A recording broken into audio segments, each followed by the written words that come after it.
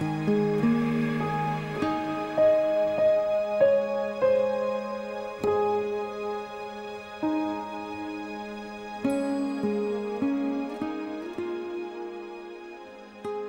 most common triggers of atopic dermatitis actually are non-allergic, but 1/3 or half of patients can have allergic triggers, which are mainly food allergies in children less than 3 years, and then more environmental aeroallergens after that.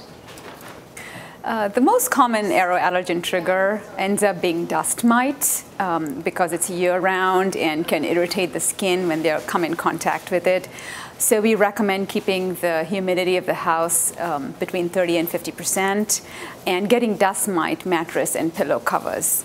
Now, pollens can also make eczema worse in the older kids, and we recommend keeping the central air on, maybe getting a filter, a high-energy particulate filter at home, and generally watching out when you go out so you don't get exposed too much to the aeroallergens.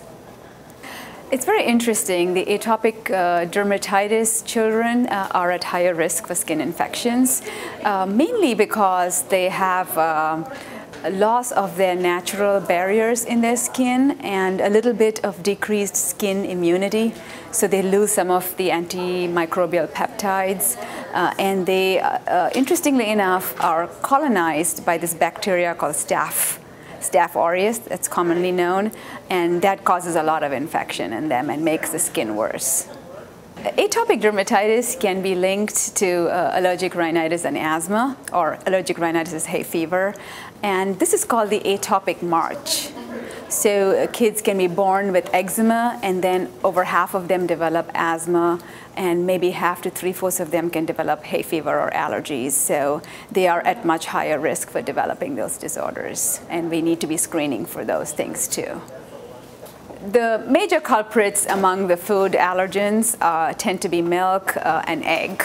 And in fact, I think of eczema as eczema, with the egg allergy, and that helps people remember. The other culprits can be soy, peanut, wheat, and fish. And so people need to be a little cautious about looking for those food allergies, especially in the children less than 3 years with eczema.